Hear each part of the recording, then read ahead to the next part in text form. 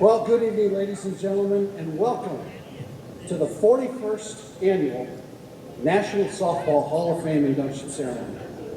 My name is Darren Dysmars. I am the USA Softball of Michigan Commissioner, as well as the Midwest Region Vice President to the USA Softball Board of Directors. It is my honor to be one of your co-MCs tonight for this incredible event. The great John Wooden once said, "Success is the peace of mind, which is a direct result of self-satisfaction in knowing you made an effort to become the best of which you are capable." Tonight, we celebrate and honor 11 individuals for their accomplishments and contributions to this great game, as we enshrine them in the National Softball Hall of Fame. At this time, we would like to thank and recognize Louisville Slugger for donating each of the Hall of Fame inductees engraved bats that they will be given in recognition for their Hall of Fame honor. Ladies and gentlemen, please, a round of applause for Louisville Slugger.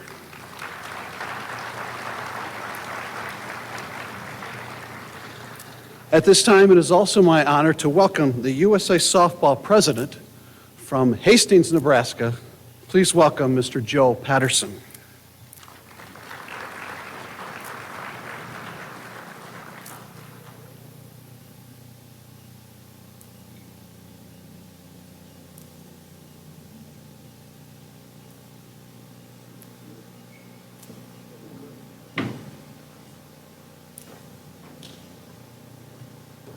Good evening, ladies and gentlemen. Just want to give you an update. Michigan beat Nebraska 34-3. So it's obvious we have the program and headed in the right direction there in Lincoln. All right, I want to thank you all for coming out tonight. I want to thank the Hall of Fame committee with Stu Alderman and his crew. I also want to congratulate all of those that are going to be inducted tonight. It's such a great honor, and we appreciate the fact you all are here to share tonight with them. And I know you didn't come here to listen to me, so I just want to welcome you and have a great evening. Thank you.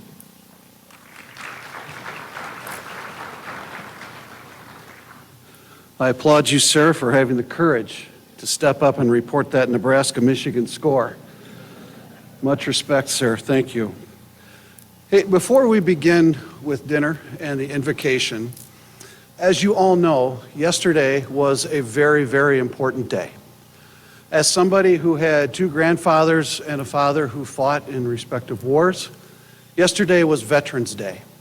And I think we owe it to this body, being USA Softball, to recognize those who have served and continue to serve in our armed forces. So if there is anybody here that has served and continues to serve in our armed forces, would you please stand and be recognized at this time?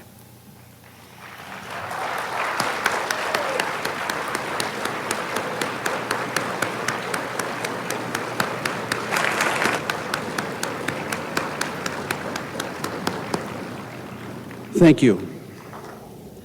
I have said before that this association is like a large family. Once I became involved, I had a colleague share a prayer with me, and I think it would be appropriate to share it with you tonight. So, ladies and gentlemen, I ask you at this time, please bow your heads and let us pray.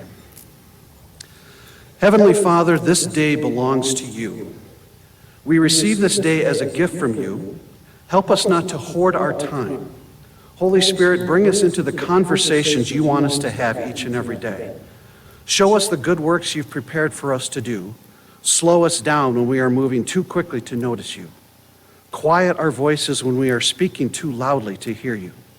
Teach us to rest in you, to be still, and to know that you are God. As we work, as we rest, and as we play, may we do so gratefully and faithfully in the name of Jesus, whose work accomplished our salvation, whose yoke is easy, and whose burden is light. Amen. So now, everyone, I invite you to please enjoy your dinner, and we will begin the induction ceremonies as we get closer to the conclusion of the meal. Thank you.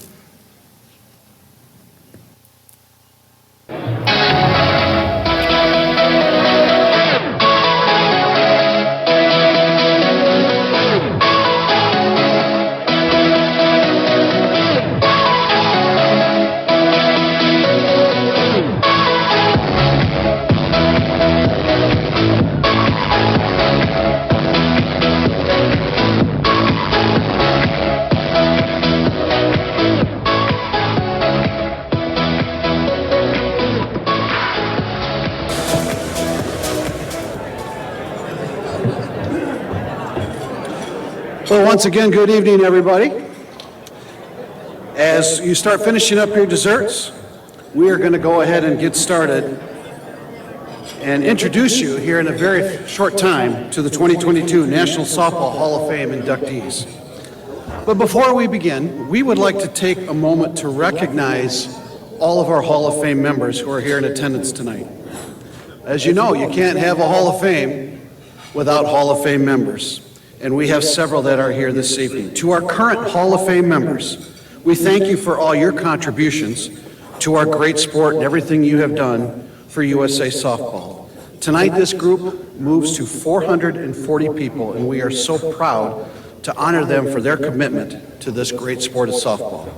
So current members of the National Hall of Fame, would you please stand at this time and be recognized? Ladies and gentlemen, a round of applause for our current members of the National Softball Hall of Fame.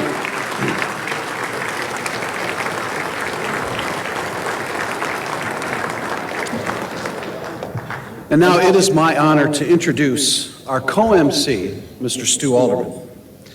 Stu Alderman is the commissioner for USA Softball at Metro Detroit and is the committee chair for the Hall of Fame committee. Stu's commitment to this association and the betterment of it is undeniable. He is a great teammate, but he's an even better friend. Ladies and gentlemen, please welcome to the stage at this time your Hall of Fame chair, Mr. Stu Alderman.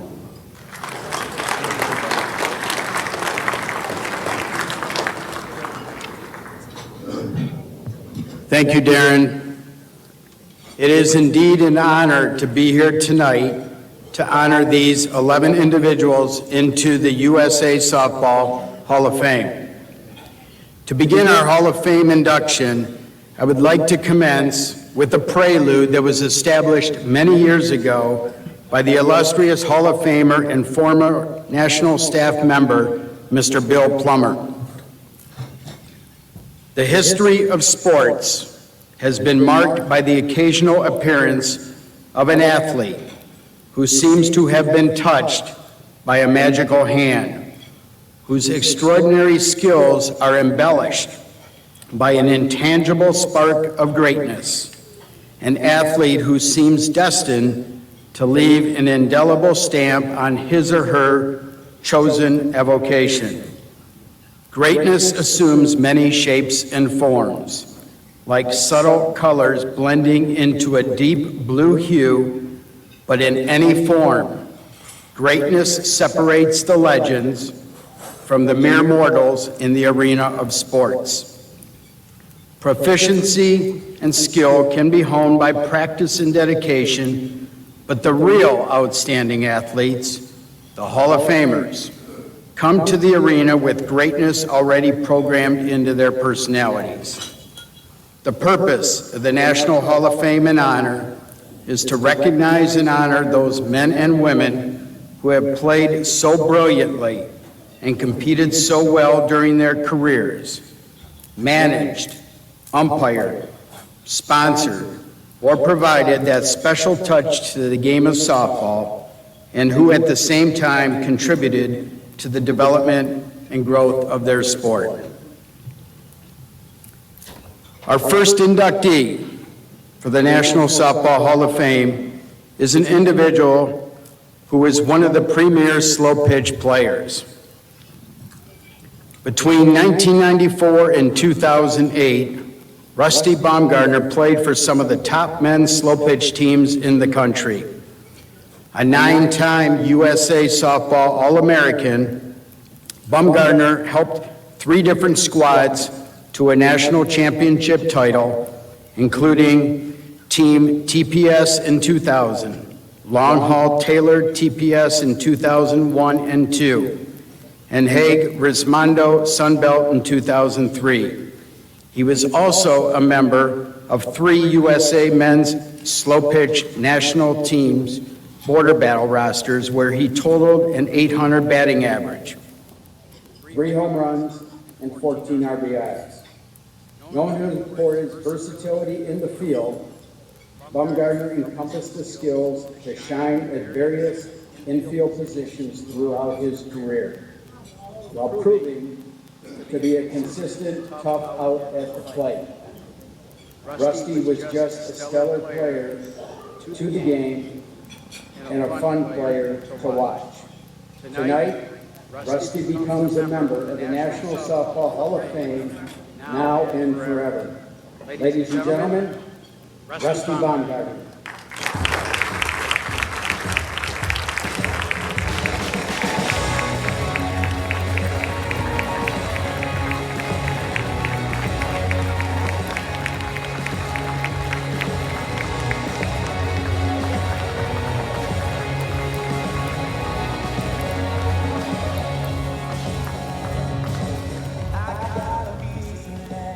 Well, tonight's the first, I finally get to lead off. Never did that before in my life, so tonight's the night. First of all, I'd like to thank the good Lord for just giving me the ability to work ethic, to play the sport at the highest level, and to be here tonight. To the committee, to the ASA, I still call it ASA, so y'all please forgive me. I really appreciate the honor. This is an honor. To me, there's Hall of Fame, and this is no disrespect to anybody, and then there's the Hall of Fame. And to me, this is the Hall of Fame. You were the first association, and only association for many years, so I treasure that because that dates back to the history of the game where 70s, 80s, 90s, and I truly believe that, and I know I've got somebody here that will back me up on this, but I think the 80s, 90s, and early 2000s was the best era of softball, and that's when ASA was right in the middle of it. I got my start. I had just been released by the Marlins, and a guy from North Carolina called me and said, "Hey, you need to be in Myrtle, Tennessee on Friday to play in the Smoky Mountain Classic." I had a couple of buddies that knew about the Smoky Mountain Classic, and I mean, they were just ranting and raving, and luckily I didn't know anything about the Smoky Mountain Classic or the legacy and heritage and history of it, or I would probably buy it out and said I'd catch y'all next time. So, but at that time I saw, a lot of the great teams, and I said that's exactly what I want to do. When I saw the list of slow pitch, first of all, congratulations to all the inductees. But when I saw the list of slow pitch, people going in, I said, there cannot be a better group that I can go in with, because I am directly involved with each and every one of these guys. Coach Shortland, we got to put that USA on our chest in 2009 for the first time. And,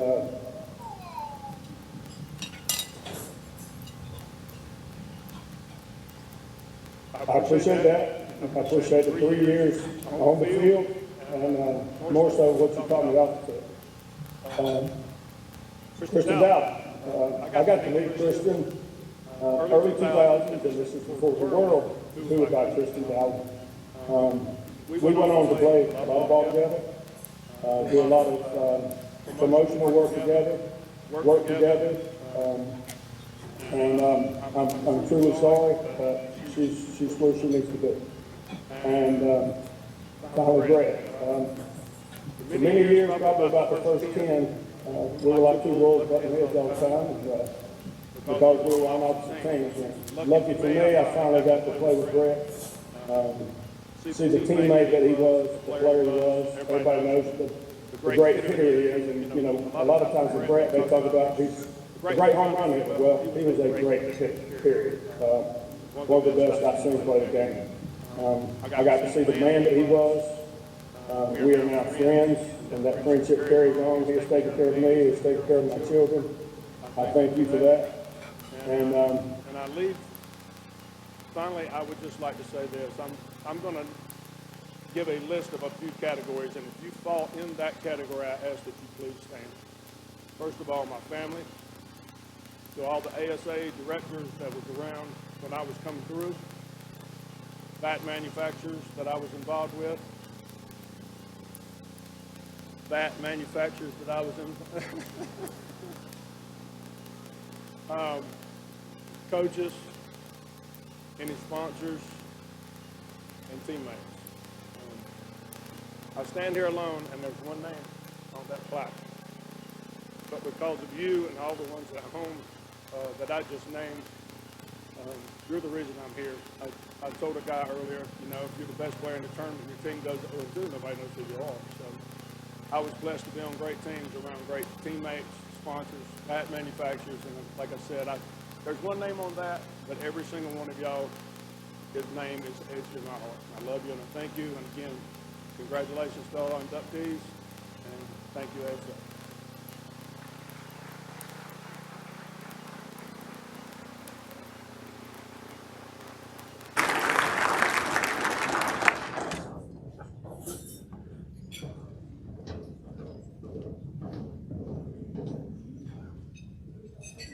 Our second inductee is an individual who represented the blue at all levels of the softball arena.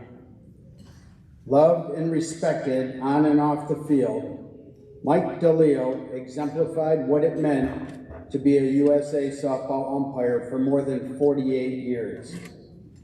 His skills, coupled with his caring and compassionate approach for developing the game, propelled him to a successful umpiring career that began in 1970 and spanned through 2018 while serving in various roles, including Metro Detroit Deputy UIC, Metro Detroit UIC, Regional UIC, in addition to serving on the national umpire staff for 18 years. DeLeo's skills earned him the opportunity to umpire at 6 USA Softball National Championships, in addition to serving as UIC for over 50 national championships.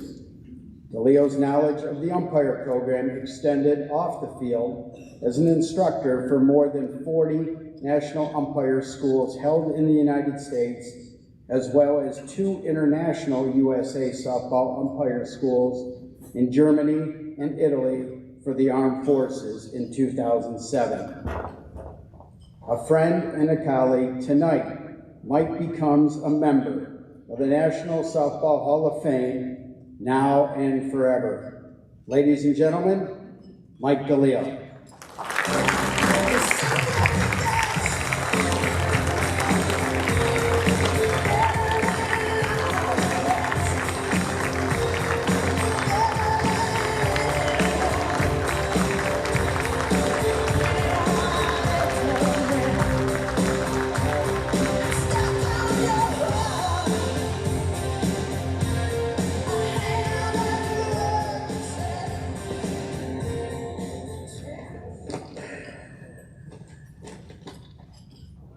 Well, this is more than I've ever taught any umpires. I don't know what our largest school was. It was nowhere near any of this. But I'd like to congratulate all the other inductees. Well deserved. Thanks to Stu Alderman and the Hall of Fame committee for my selection.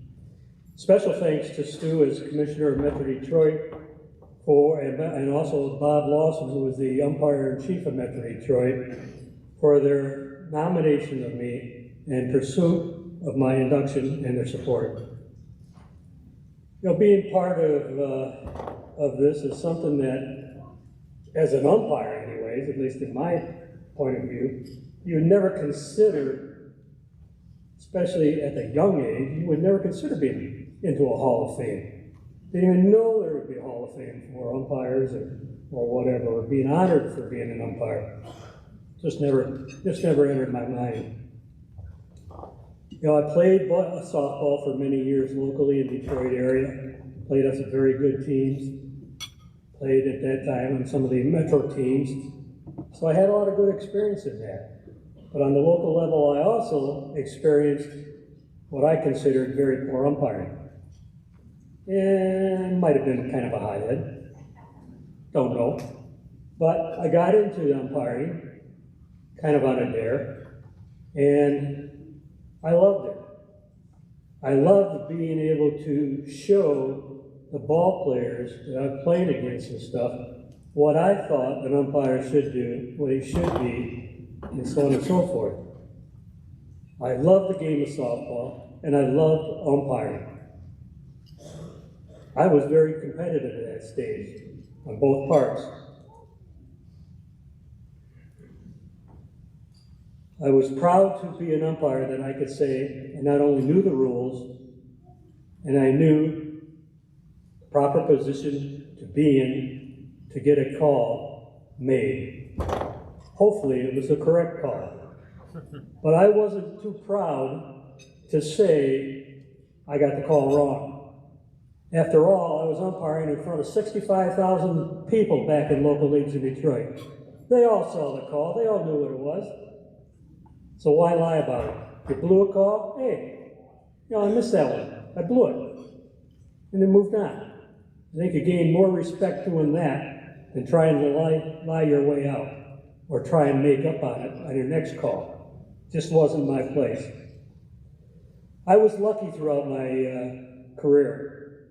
I happened to be in the right place at the right time throughout my life. My umpiring ability led me to become a Metro Detroit umpire staff member, and then the UIC of Metro Detroit. I assembled a top-notch staff back in those days. It was them who propelled the programs. We worked as a team, and that was my main goal. Put a team together, not an individual, but a team together to help promote umpiring of our local leagues. These teams were very, very successful. We had a full-day umpire camp, which was unheard of that time. And I mean all day, 9 in the morning till 4 or 5 in the evening. We ran through everything. Classroom work with rules, on-field experience, and so on and so forth. Again, I was in the right place at the right time when the regional UIC position became available in our region. I applied for it and was lucky enough to be voted in.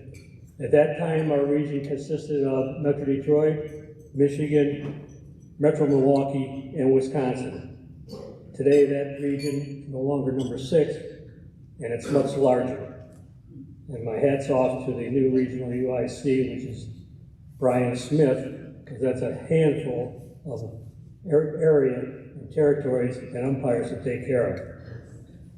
But again, I assembled a top-notch staff in those areas in the region, conducted ourselves as professionals, and grew the programs in all of our communities.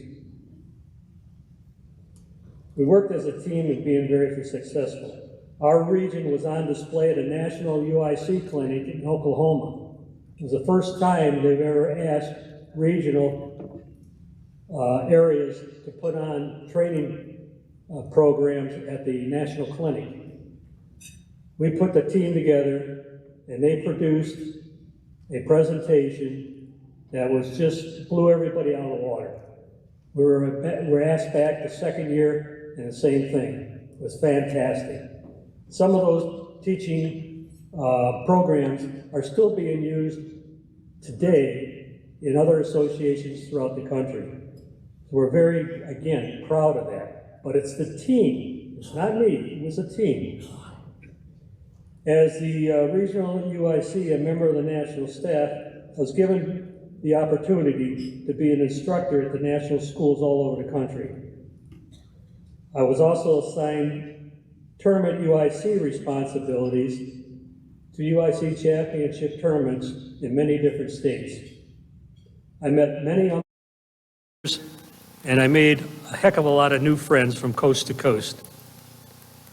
Just reminiscing tonight, in one of my first tournaments and stuff, from a young lady from California.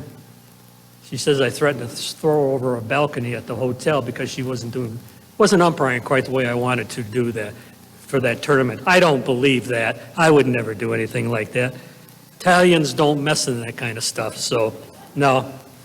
She's just adding to the fire. But we had a lot of fun. It wasn't all, cut and dried. I like to have fun at my tournaments, but I was serious. And recently I was lucky enough to just be inducted into Michigan's Hall of Fame October 1st. Told me thank you, because that got me to where I wanted to be as an umpire. That really made me feel good. I never thought about it before. like I said, I enjoyed what I was doing. I really, truly loved it. Back in 2010, in the middle of my stunt as a regional UIC and deputy, or an umpire and a national staff member, the unfortunate thing happened to our family, and my wife came down with a virus called GBS, or Guillain-Barré syndrome, which basically left her paralyzed for a while, and it was devastating to us. I was lucky enough to have a couple of good commissioners in the region, Jerry Hansen and Stu Alderman, and they encouraged me to continue with my duties as regional UIC. My wife Diane also wanted me to continue. Now she needed care. She couldn't be left at home alone. So we had a lot of great family members and umpire family members that helped us through this stage. I, again, commend all of them. I also have to mention the former UIC for Michigan, Gary Evans. At that time, I'll tell you how great the Blue family is. Gary took it upon himself to raise money for our medical expenses. And umpires throughout this country, a lot of them who I never knew, contributed to that fund. And again, I want to say thank you in front of everybody here to Gary Evans and all the umpires that contributed to that fund. We really appreciated it. USA Softball has been great to me over the 50 years that I've been part of it. It's a great organization. I thank you for all the opportunities you've given me to travel, to meet people, meet other umpires, commissioners, and just local people all over the country. I would have never seen this country if it hadn't been for USA Softball. I'd like to acknowledge my family that was able to travel here with me for this award, this induction. At our table over there, I have my daughter, Diana, and her husband, Kurt, son, Michael, and his fiancée, Michelle, Diana's sister, Carol, and her husband, Don, and of course, my wife, Diane. Thank you for coming. I really, really appreciate that.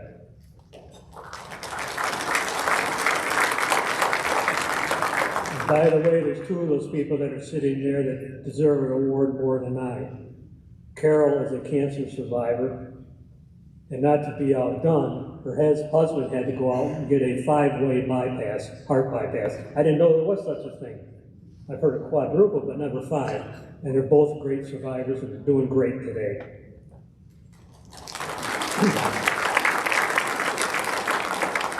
Just like to say thank you for honoring me for what I love to do.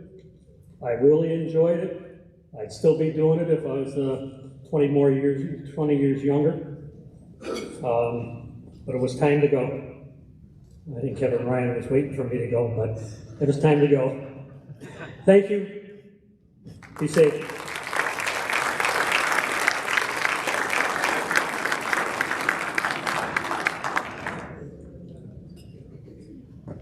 Our third inductee of the night is one of the top women's fast pitch players feared by many opponents.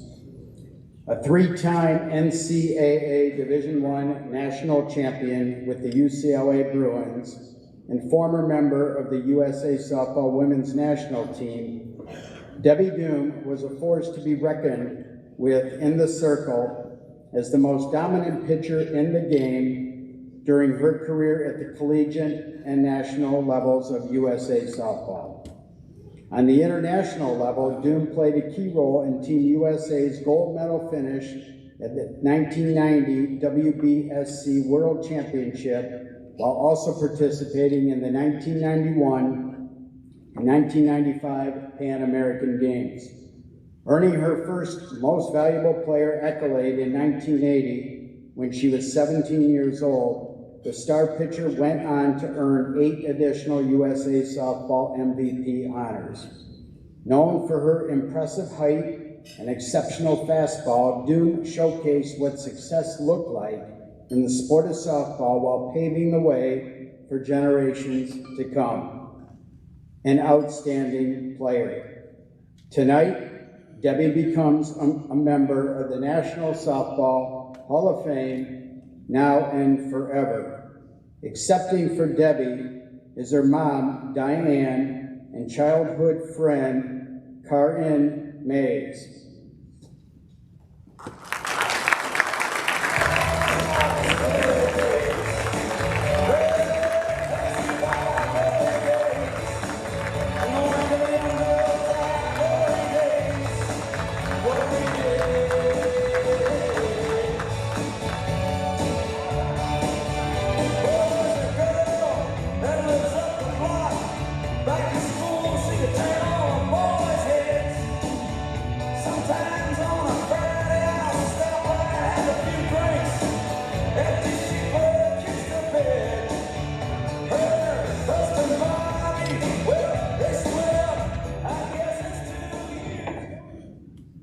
Thank you very much. Debbie right now is very upset she can't be here with you tonight. I know that she's touched and very thankful to be recognized with this great honor. I know first of all, from our many conversations about softball, that she is most thankful right now for Hank Duffy, who was her first fast pitch coach. She also wants to thank her parents, Diane, and father, David, her brother, Brent. And I know she'd like to thank all her past teammates, especially. She's had some very special catchers and coaches. Above all, I know that Debbie gives the glory to God for her career. She feels that he is the one that has given her the gifts and talents to be able to do what she's been able to do in this sport. And she has absolutely loved it. And on behalf of Debbie, her mom and I would like to say thank you very, very much.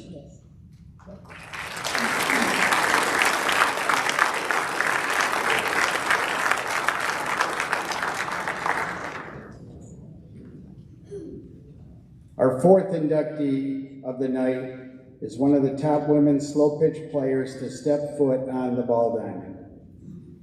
A staple on the USA Softball Women's Slow Pitch National Team since its inception in 2017, the late Kristen Dowling was a mainstay in the U.S. lineup as one of the most impressive hitters in the game.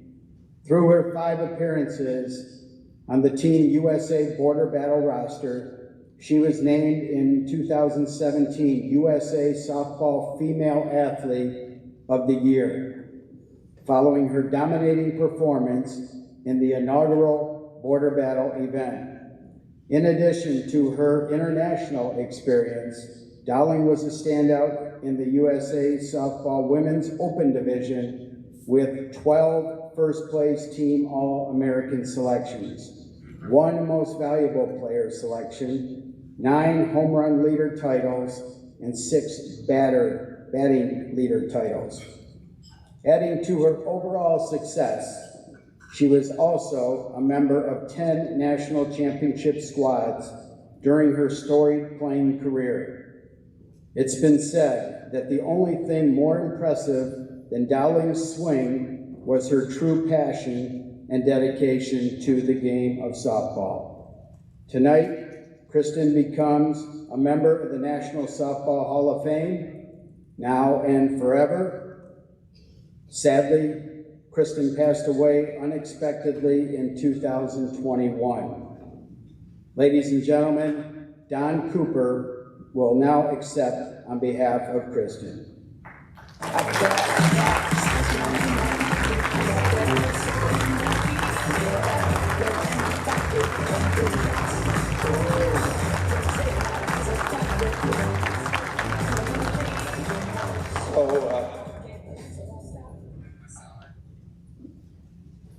Bear with me a little.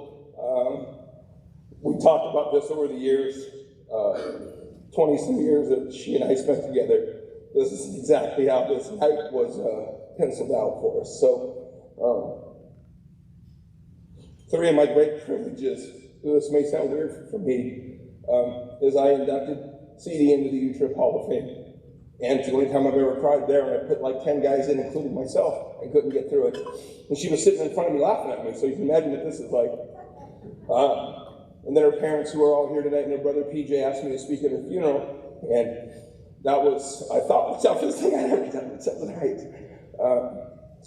Because if you knew her, and a lot of this room did, you knew how much this meant to her. This was the most important thing to her. It started with getting a women's national team and how hard she worked to get a women's national team. And then it happened. And then she knew that there was no other Hall of Fame that meant as much to her as this. And part of it was because the people that she looked up to were in there. And they weren't really slow pitch players. It was some male slow pitch players. But Lisa Fernandez, Debbie Doon, Kat, who was going in tonight, Kat and CD actually knew each other, got to know each other. So this just had such a high level of meaning to her. And I'll never put in words how she would, because she was much more elegant than I am. Although she would have had a few drinks in her right now, and I don't drink, so maybe I should have adapted that tonight. It would have been a better outing for all of us involved.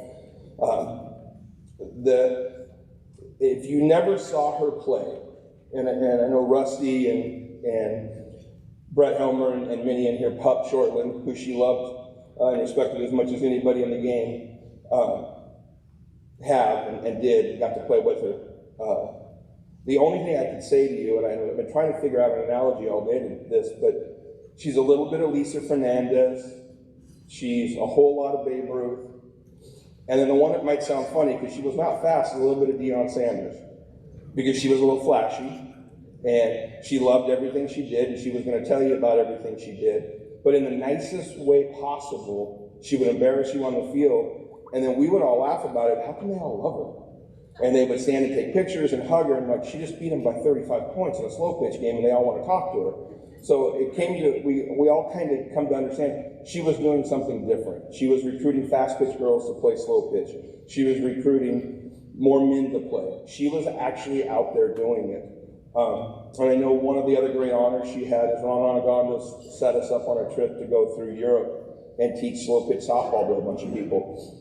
He didn't tell us the entire story, so later we can fill in some of the accommodations that Ron left out about how that trip was actually going to go. And if any of you have been on one of Ron's boondoggles through Europe, first class is not really part of the process.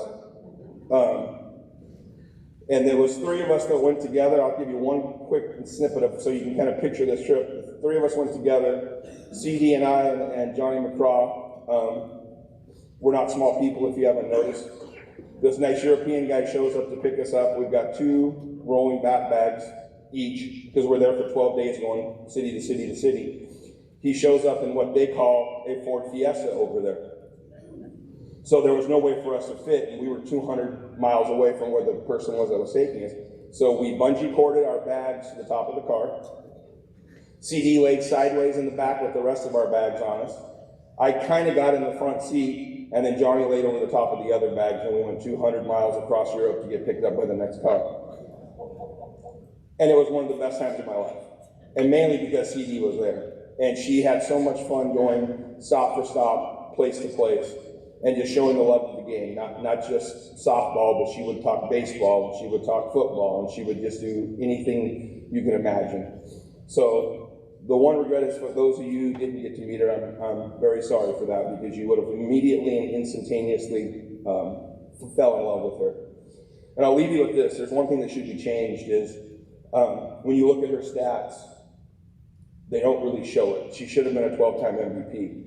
So I know there's some great athletes in this room, but there were multiple times I coached her through every one of those. There were 6 of them, I believe, 5 or 6 of them. My wife will correct me later because she keeps the book. She got 1 at bat. She was intentionally walked every single time after that.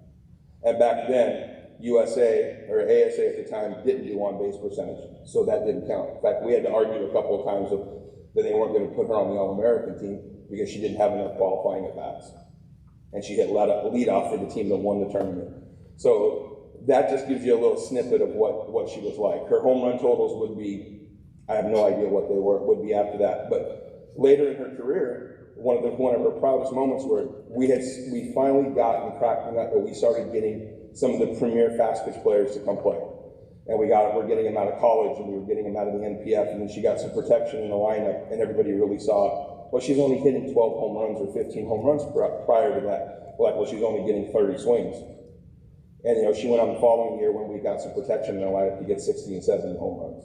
So she was a phenom of talent and a phenom of a person. And on behalf of the Dowling family, thank you very much for this for her. Like I said, I wish she was standing here because she'd do this much better justice than I have.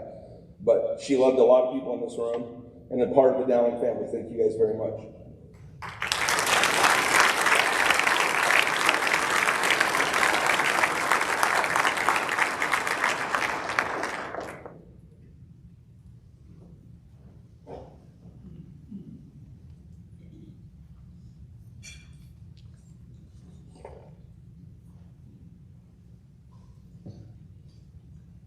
Our fifth inductee for the 2022 Hall of Fame class was an outstanding umpire.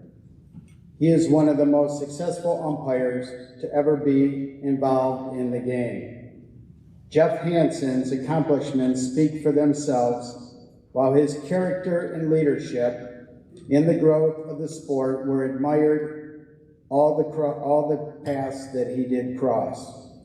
With an umpiring career that spanned more than 20 years, Hansen was the guy you wanted on the field when the game was on the line, not only for his expertise of the rules, but because of the respect he earned from the athletes and the coaches. He worked at the 1991 Pan American Games when softball entered the Olympic program in 1996. Following his umpiring career, Hansen transitioned into administration roles where he served as UIC for various national championships, as well as for the USA Softball of Nebraska Association. Tonight, Jeff Hansen becomes a member of the National Softball Hall of Fame now and forever.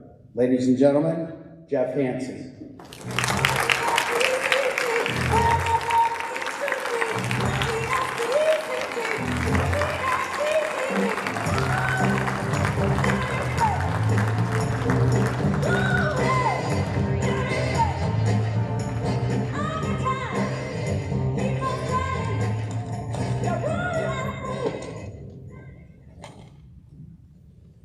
Hi, everyone. Thank you for that great introduction, Stu.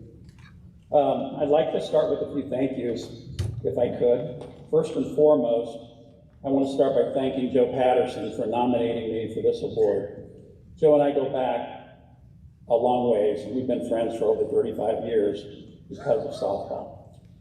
He has always provided great ideas and leadership to our local organization back in Nebraska, and USA Softball has made a wise decision in electing him as your current president.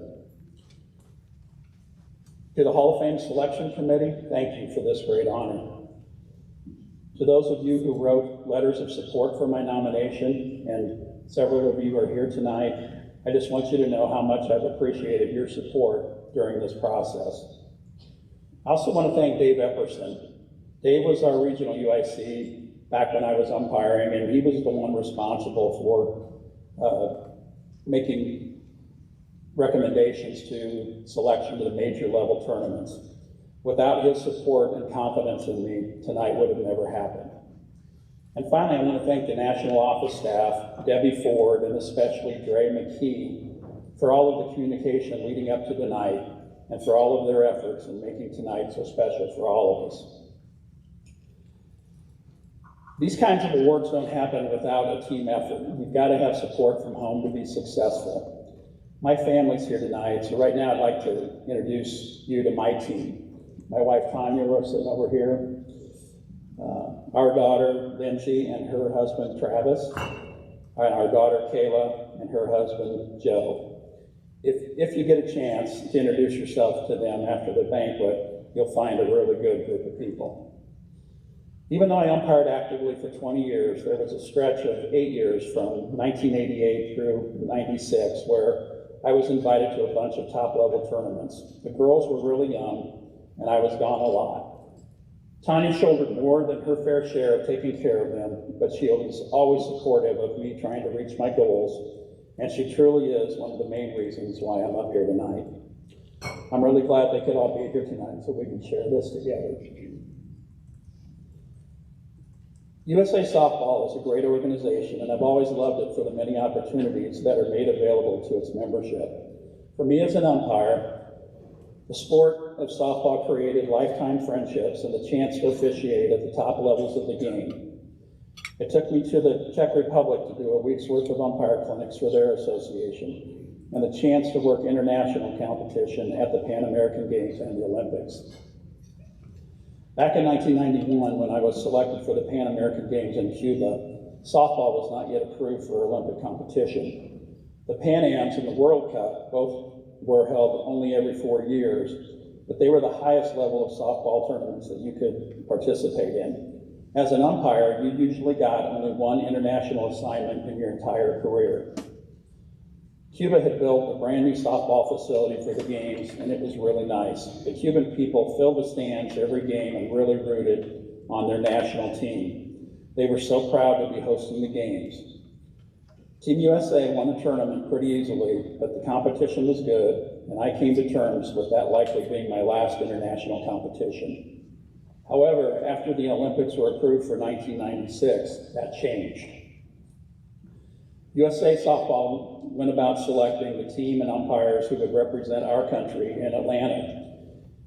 There were evaluation tournaments during the summer of 1995, and from those tournaments, 6 of us were invited to Oklahoma City for the final national team selection camp on Labor Day weekend at Hall of Fame Stadium. We were told that 4 of us would be selected from that group for Atlanta, and in the end, and these are names I'm sure you know, Emily Alexander, Julie Johnson, Kathy Strom, and I got the call in December that we had been selected, and it was a dream come true for all of us. Here's a couple of memories from the Olympics. Opening ceremonies in Atlanta was fantastic. I'm so glad we could experience that in person. And as for as spectacular as that event is on television, when you watch it, it was way better to be there in person.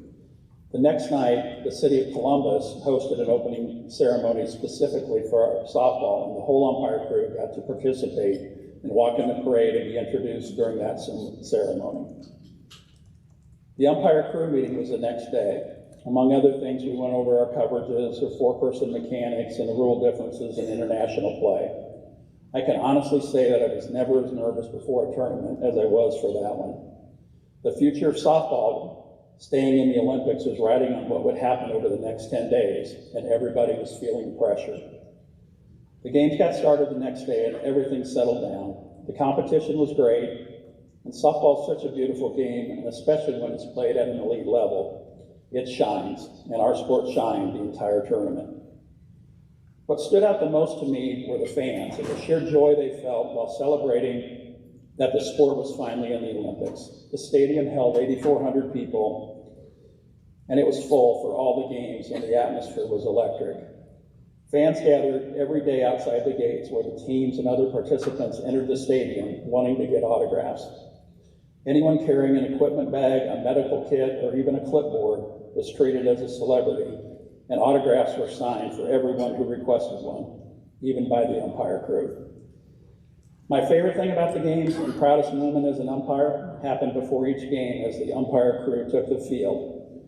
Our dressing room was located out just beyond the right field fence, and at the appointed time before each game, the 4 of us would enter the field, and the Olympic trumpet fanfare would blast over the speakers, and the announcer would begin with, "Ladies and gentlemen, please direct your attention to the right field corner and welcome today's umpire crew," and would go on to introduce us by position for the game. After 26 years, I still get goosebumps when I think about that. In closing, it's been a great ride. I feel so fortunate to have been a part of this game for so long and so many years, and to now cap it off with induction into the Hall of Fame. It's an unbelievable honor that I and my family will cherish forever. Thank you.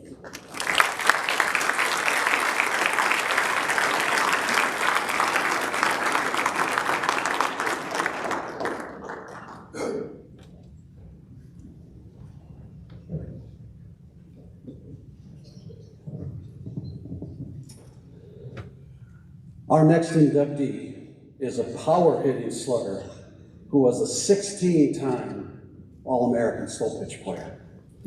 When you hear the name Brett Helmer, the first thing you think of is men's slow pitch. With a playing career that spans 20-plus years, he is known to be one of the most feared hitters in the game. A 16-time All-American, including 8 in the men's Class A division, 6 in the men's supers, and 2 in the men's majors. An offensive slugger, he was a member of 7 national championship teams while earning 4 titles in the home run category, in the MVP category as well, and batting leader categories. In addition to his national championship accolades, he was a member of 8 USA Softball men's slow pitch national team rosters that competed in the International Border Battle event. He accumulated a .786 batting average, 10 home runs, 25 RBIs, and 19 runs scored. His contributions in the slow pitch game continue to live on as he enters his 4th year as the head coach for the USA Softball men's slow pitch national team. Personally, when I see or play with someone who has a bat featuring Brett Helmer's name, I often go to that person and let them know that not only is he a great player on the field, he's an even better person off of it, and oh, by the way, he's my best friend. If people believe that, or just realize that I've met him individually, I can honestly tell you, sir, my street cred rises. And for that, I truly thank you. Tonight, Brett Helmer becomes a member of the National Softball Hall of Fame, now and forever. Ladies and gentlemen, Brett Helmer.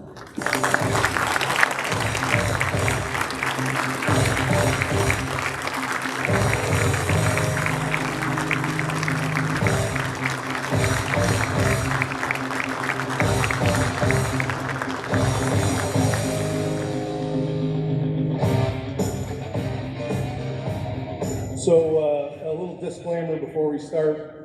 I've been sitting over here with Coop and CD's family. They've been Latin for the last 3 hours, so if I get emotional, that's on them, not on me. Just want to say that before we get going. First of all, I'd like to say thank you to the USA Hall of Fame Committee for this unbelievable honor. And I'd like to congratulate all the other inductees on their amazing achievements. To be honest with you all, I'm more excited for some of my friends going in tonight than I am for myself. As Rusty said to you, him and I, we went at it pretty hard for the better part of a decade before we got a chance to really get together and play on the same team and find out we were a lot more similar than we were different. And he's one of the greatest players of all time. There's no question. He's a phenomenal teammate. And I am blessed to have had the chance to play with him for all those years, and more importantly, more blessed to call you my friend. Coach Shortland, getting to play for Pup and for the Team USA for all those years was a highlight of my career. Knowing what those 3 letters mean to him on his chest really made us really play 10 times harder than you ever thought you would, because you really just never wanted to let that man down because of what it all stood for him. And then having him choose me to succeed him as the men's head coach for the USA Softball was an honor that I'll never forget. And CD, I could speak for hours on CD. She, other than my wife, my best friend in the whole world. The legacy she's left on the women's game and the impact she had on my family. But to keep it short, I'll just say this. She was my BP partner, one of the worst pitchers you'll ever see in your life, but we made it work. She was my road dog. We traveled together everywhere, 13-hour drives, 15-hour drives, flying all over. Great travel partner. She was Chef C.D. Ramsey, always coming up with some sort of concoction to bring over to the house to have us try, and 9 times out of 10, she did a really good job on it. It was amazing. Even made my son try stuff, and he won't eat anything. She's my son's personal baseball shagger. She probably shagged 6 million baseballs that guy hit. She's my daughter's 3-time defending Winter World Ping Pong Championship partner. She's one of my wife's close friends, and just to correct some earlier stuff, she is simply the greatest women's slow pitch player of all time, and not to offend anybody, but it's really not that close. My words tonight really have nothing to do with me, but everything to do with all the people that make it possible for me to be up here tonight. The first person I introduce. My wife Jennifer. Oh, we're down on my. Everybody still hear me? Yes. All right. The first person I need to mention is my wife Jennifer. We've been married 27 years, together for 33. She's been with me every step of the way on the softball journey, and been my biggest supporter. And I have dragged her all over this country, which feels like 1,000 times, and to come and watch us dorks play softball. So the cool part of all that was we used a lot of those trips as little mini vacations. We'd always go in a day or two early or stay a day or two late and see the sights, and always be sure to visit the places we loved the most as many times as we could. Kept that tradition alive when the kids came around, and we've taken them on countless adventures through softball. My son Brett's 17, he'll be off to play college ball next fall. But before he gets to go do that, he's gonna fulfill a dream of mine I've had since he's a little kid. And him and I we'll be playing in a softball league together next summer. And I can tell you that the first game I get to play with him will be the coolest game I've ever played in my life. My daughter Madison's 14, plays fast pitch, plays basketball, and she has 2 black belts in Muay Thai and Krav Maga. She's my personal security detail. So if you see her with me out and about, best leave me alone. She's pretty rough. I gotta thank my parents for all the support my entire life. They're unbelievable. They used to drive all over the place, watch me play. My mom would never get on a plane, but my dad finally decided about 10 years ago he was going to jump on a plane finally, and he flew down to Florida with me and Jen and the kids to watch me play in a big tournament. But I'm pretty sure what he really came to do was go to Disney with his grandkids, and somehow he thought that the rhinoceros that was a foot from him on the safari ride was the coolest thing he's ever seen, and way cooler than watching his oldest son hit dingers. I don't know what the deal is to me. I mean, you can see a rhinoceros up close anytime, so I don't get it, but whatever. I'd like to thank Easton Sports for the loyalty they've shown me for the last 24 years. I love my job there, and I hope I represent them in a way on and off the field that makes them proud. I've had the privilege to play on some of the best teams, with some of the best players, with some of the best sponsors in the history of our sport. This is a team sport where individual awards and honors are nice, but pale in comparison to team success. I've been fortunate enough to play and win many championships, some with my buddy Rusty. And I can tell you that those things only happen because I had great teammates that are winners, and they gave me a million chances to be successful over all the years. So I'd like to thank all my teammates, coaches, and sponsors for putting me in a position tonight. As Rusty said to you, no player gets here alone. It takes everybody. So this award is for them as much as it is for me. And then in closing, over the last few years now, I don't play too much. I've had the same question asked me several times. And I thought about the first time, and I gave a quick answer that I always give. I'm asked, why do you still put so much time in the game when you don't play much anymore? And for me, that was a pretty easy question. I say, because of softball, I found a job that I love to do every single day.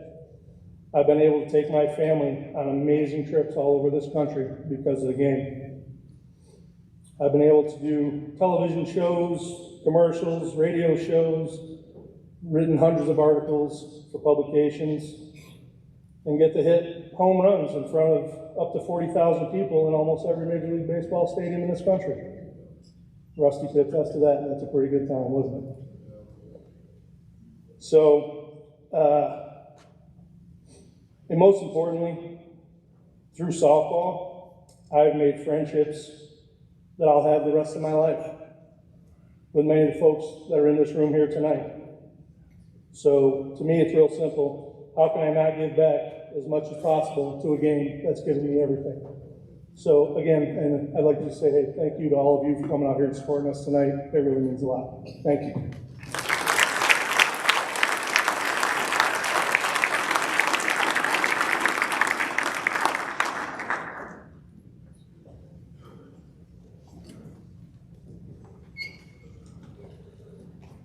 Our next inductee was a star fast pitch player at the major level.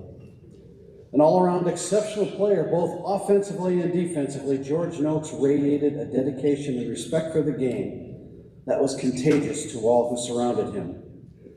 He was considered to be one of the finest defensive first basemen to ever play the game, limiting base hits to the right side with his vacuum of a glove while also digging any ball out of the dirt with ease. A three-time USA Softball All-American, Noakes participated in 11 men's major fast pitch national championships while leading the Peterbilt Western team to a championship title in 1980. Additionally, he was a member of the USA Softball men's fast pitch national team for the World Cup roster in 1981. Throughout his storied career, Noakes was always one to represent the U.S. and USA Softball with a standard of unparalleled excellence. Tonight, George Noakes will become a member of the National Softball Hall of Fame now and forever. Sadly, George Noakes has passed away. We are honored to have today here George's son, Daniel, who will be accepting on his behalf. So ladies and gentlemen, in honor of our newest inductee, George Noakes, please welcome his son, Daniel Noakes.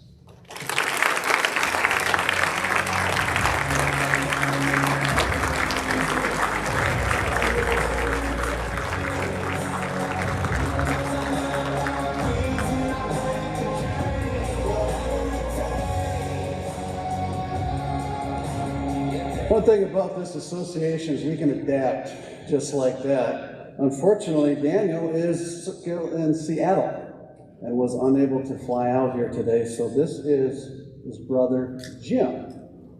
And Jim is here today, and ladies and gentlemen, could you please give Jim a round of applause for being here?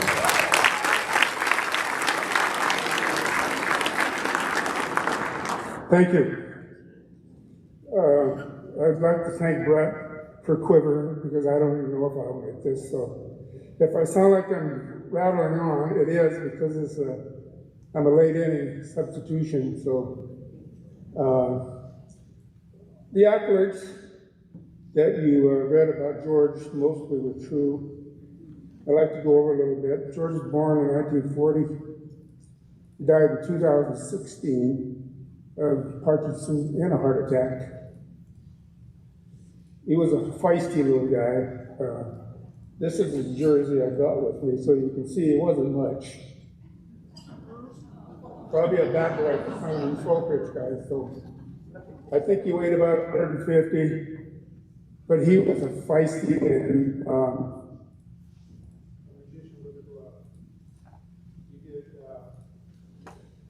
he was people come out to watch George play because either they rooted for him or they were against him, either way. In Victoria, Canada, when he announced his retirement, his last at bat was a standing ovation. Before that, they were booing him, believe me. He had his own rooting section in Victoria by the name of Jimmy, and he would stand up in left field and scream at George with his hands over his ears, call him a hot dog and a donkey. And at the end, when George retired, he says, "We're going to miss you, Georgie."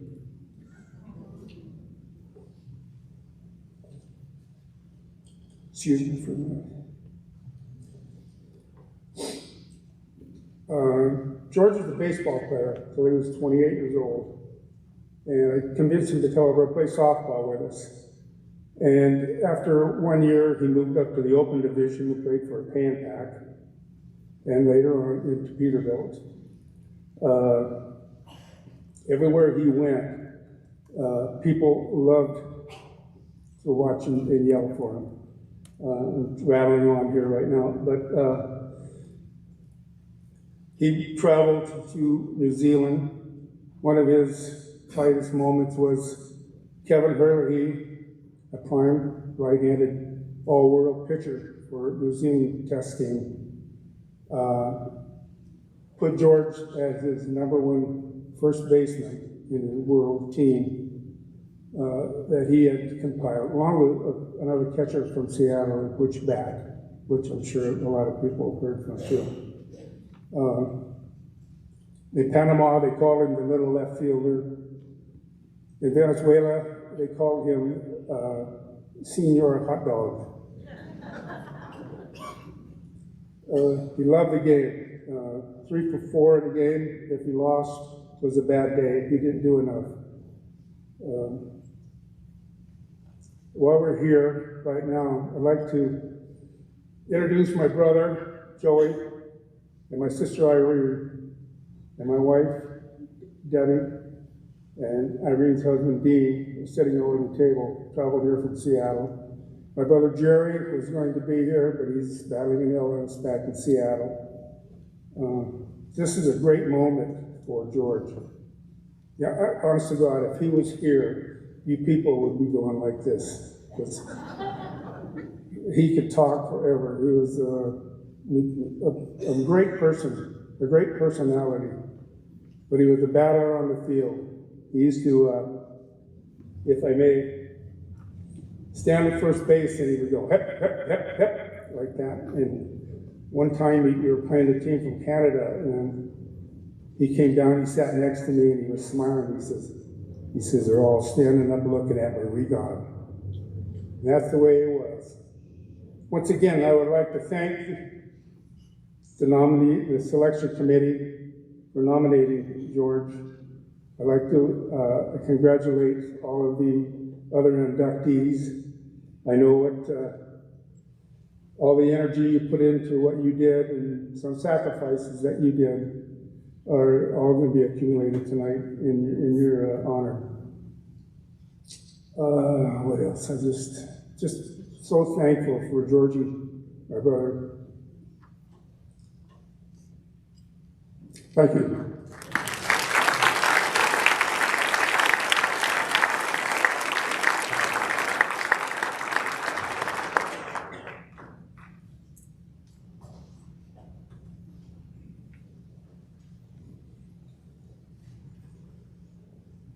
Not bad for pinch hitting, huh? Well done, sir. Very well done.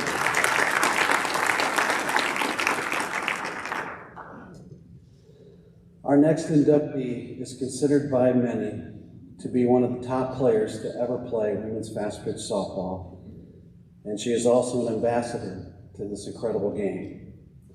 The astonishing accolades Team USA veteran Kat Osterman has achieved during her playing career are among the highest in the game. A 3-time Olympic medalist, she helped lead the 2004 U.S. Olympic softball team, later dubbed the Real Dream Team, to the most dominant Olympic campaign in the sport of softball, where the U.S. claimed its 3rd straight Olympic gold medal. She later returned to the Olympic stage in 2008 and 2020, where Team USA earned consecutive silver medal finishes.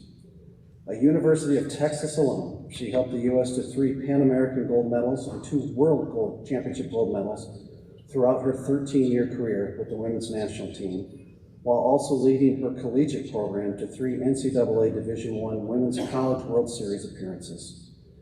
She is the only 3-time recipient of the USA Softball Collegiate Player of the Year Award. Additional honors include being named the 2004 Women's Sports Foundation Athlete of the Year and the 2005 and 2006 ESPY Top Collegiate Female Athlete and Honda Award winner for softball. A true cornerstone of the USA Softball Women's National Team program, her resume and passion for growing the game across all levels has made her one of the sport's most influential advocates. Tonight, Kat Osterman becomes a member of the National Softball Hall of Fame now and forever. Ladies and gentlemen, Kat Osterman.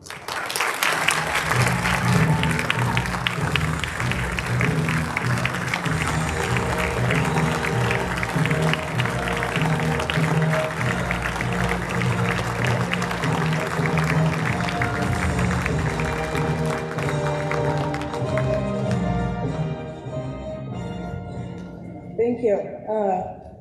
I was talking to Ron Radaganda earlier, and we were joking about how young I was when I joined the team. I felt like I was a baby, and here I am up here with one. So it's definitely full circle. I wrote half this out so it will sound better, and then I'll get emotional at the end, and it's not actually written out. So I've often joked that if I wrote a book, it would be called Growing Up and Growing Old in Softball. But the more I think about it, you can edit that title, and it can be Growing Up and Growing Old in USA softball. My 24 years of playing, Kelly, don't worry, I subtracted the 3 that I retired. Only 6 of those didn't include USA softball in some capacity. But how did we get here? The first 2 were in Little League, where I got my first start in pitching. That was an 11-year-old, or well, 10-year-old, who got herself in the circle because of the inning rules, who then looked at my dad, well, first ran home and told my mom, "Mom, I found my gift." I had a fifth grade English paper that I had to write. We had to write about what our gift was. At the time, I was also playing soccer, and I was a goalie. Pretty good at it, just like pitching lessons. I took goalie lessons before team practice. But I told my mom, "You have to like a gift. It can't be your gift if you don't actually like it." Pitched for the first time, asked my dad for pitching lessons as an 11-year-old for my birthday. I think I got more than that for my birthday, but that's all I really wanted. And then came home and told my mom I found my gift. As an eager 12-year-old, I got my start with the Cypher Slammers, who participated in what was then ASA. Rusty, that's how I refer to it too. So we're in the same boat there. I remember playing in our metro tournaments with the dream to go on to regionals. We eventually got there. Somewhere in the mix went to an area nationals in Chattanooga, Tennessee. And what that 12 to 13-year-old didn't know is what laid ahead in this specific organization. As a 15-year-old, we made it to the real nationals for the first time. We got to go to Novi, Michigan, where for the first time I saw college coaches at a game. That was a huge deal for me, but I still had no idea what was in store. At this point, we made a change. I changed teams to an 18U gold team. Gold was a little more exclusive back then than it is now, but this is where the doors opened. The Cruisers would go on to be the first non-California Gold National champions, as well as the first back-to-back champions. That's pretty cool. But in 2000, our manager, Jimmy Lyons, and if I remember correctly, the commissioner in Fort Worth, I believe his name was David Honeycutt, somehow finagled a way for our team to play the 2000 Olympic team on their Central Park to Sydney tour. We were the only travel team that's played in its entirety. Most of the teams they played were all-star teams put together. I still can picture Gateway Park that night and all the emotions I felt. 5 innings, 1 hit, 11 strikeouts, and a few months wait later, I received my first invite to the women's national team tryouts in 2001.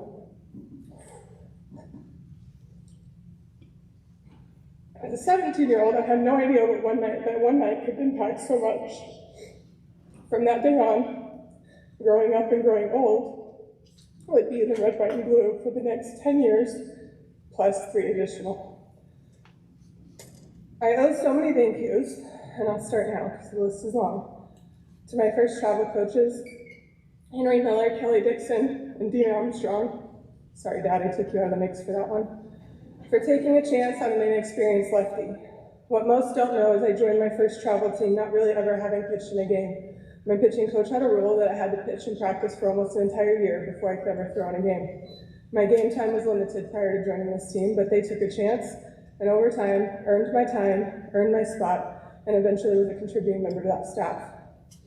Today, Dylan Gardner of the Katy Cruisers, who took a chance on a really slow throwing lefty, but then allowed me the opportunity to again grow. To, as I previously mentioned, the late Jimmy Lyons, who I'm pretty sure sacrificed himself to make sure that game in 2000 happened. I'm not sure what his role was in ASA at the time. Stoney Burke probably could inform me because I know they worked together, but I do know that many people weren't very happy that he used his position to get us that spot. But I don't think he knew what was in store for either one of us either. To the late Ronnie Isham,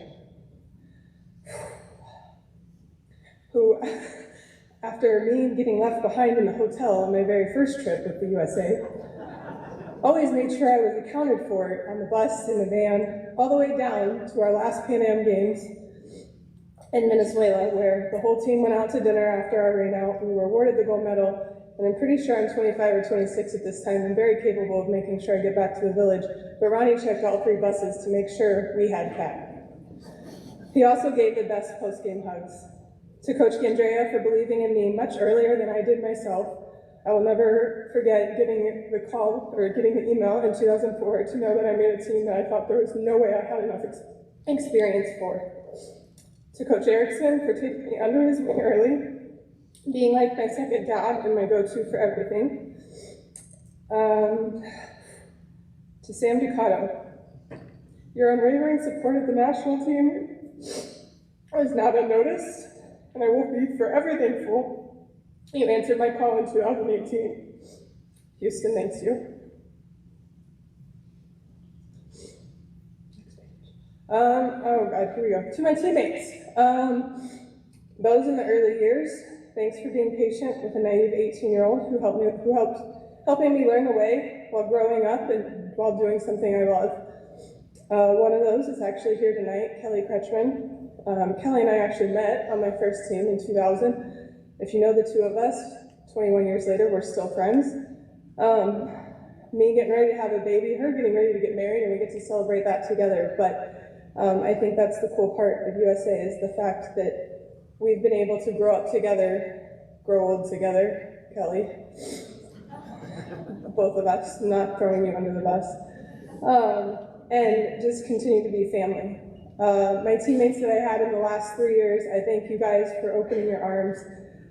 To the old lady, for accepting me as I am, but also teaching me how to play this game with a different passion than I ever had before.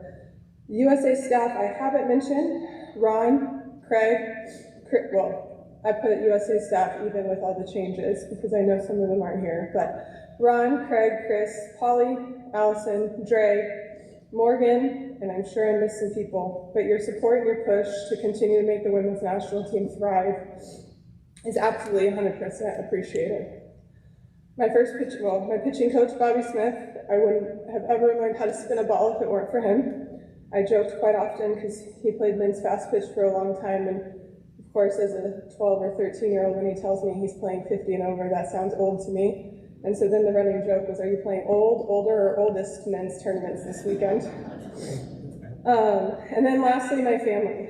My brothers couldn't be here tonight, but I have to thank them for constantly traveling around the world, being my #1 fans, although I don't think my youngest brother minded being the beer runner at the age of like 12 in Beijing, China. We have pictures, and I don't know how you let a 12-year-old have like double fisting in both hands, but he was. My husband, you can blame everybody's family for all those beers. It wasn't just mine. My husband, who made my return for the 2020 Olympics possible, not just supporting, but also being my bullpen catcher, not having caught a pitcher probably since he was in high school. My stepdaughter, Bracken, who's not here tonight, but she put what you do for the next generation in perspective. And Mom and Dad. Mom, we know I don't get my athletic genes from you, nor my patience, but what I did get is passion. You're passionate about your kids, about everything you do, and most importantly, this small piece of my caring heart that people do get to see comes from you. Dad, I'm sorry you had to give up golf all those years ago to sit on a bucket. I think the journey made it worth it. You didn't have to sit on the bucket the last 3 years, which thankfully helped us because I'm pretty sure you wouldn't be here today if that were the case.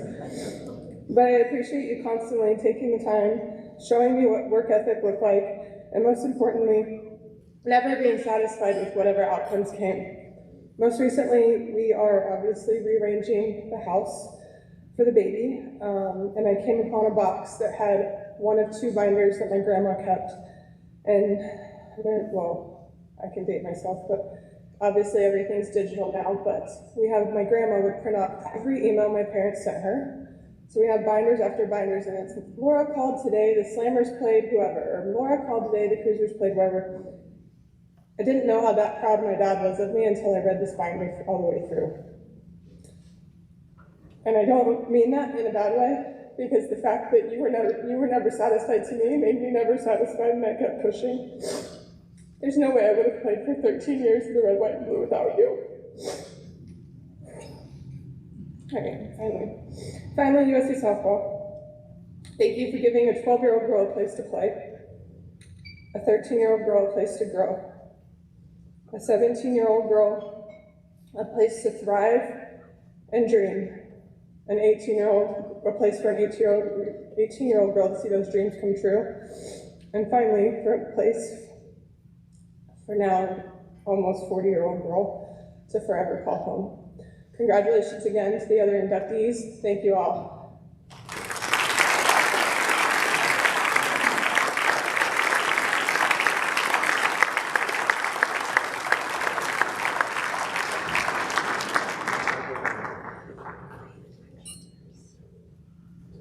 Nobody would know this, but I come from a town in Holland, Michigan, featuring a local college there, Division III level, called Hope College, and I get to host Student Athlete Awards, a ceremony at the end of the year. A couple of years ago, they wanted to try and do something where famous people would announce per video winners of these various awards.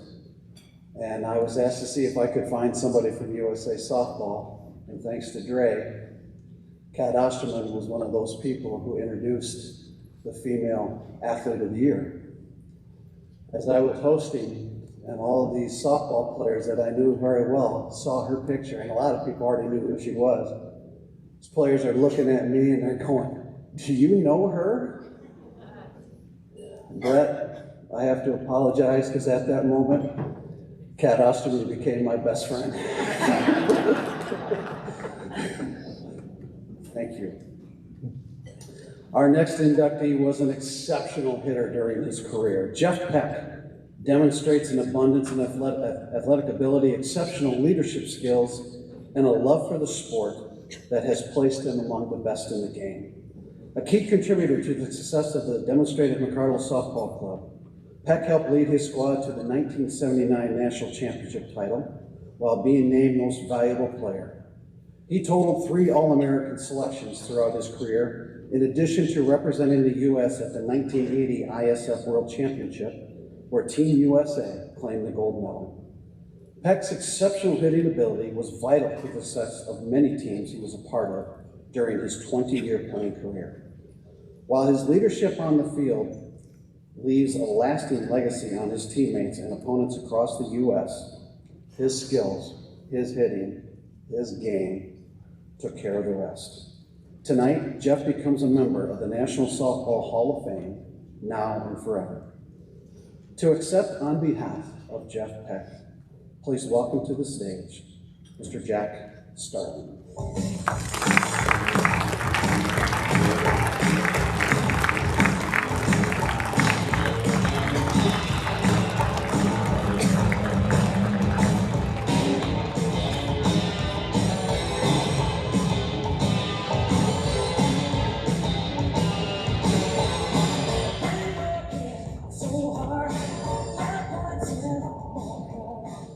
As mentioned, my name is Jack Starling, and I was a teammate of Jeff's in both Ann Arbor, Michigan, and then Midland, Michigan, with the McCardle Softball Club. Jeff wants to congratulate all the honorees from this evening who are joining him in our Hall of Fame. And I will say this, there's 3 words that I think of as I listen to the speeches: pride, passion, perseverance. That is a common feature of all of our Hall of Famers. Jeff would like to thank his wife Joanne, son Scott, Scott's wife Amanda, and the enchanted one, his grandson Mason, his daughter Carolyn, his sister Shar. He also would like to thank friends of his from Ann Arbor who flew down for the induction ceremony. And a teammate, pitcher of the McCardle softball team, manager of the Decatur ADM fast pitch team, Bob Ryan, also joined us this evening. There are many thank yous that go on, and of course, Jeff needs to thank Warren, and he needs to thank Bill Humphrey and the whole committee of Hall of Fame membership for his induction, for taking the time to look at his achievements and selected him to join this group tonight.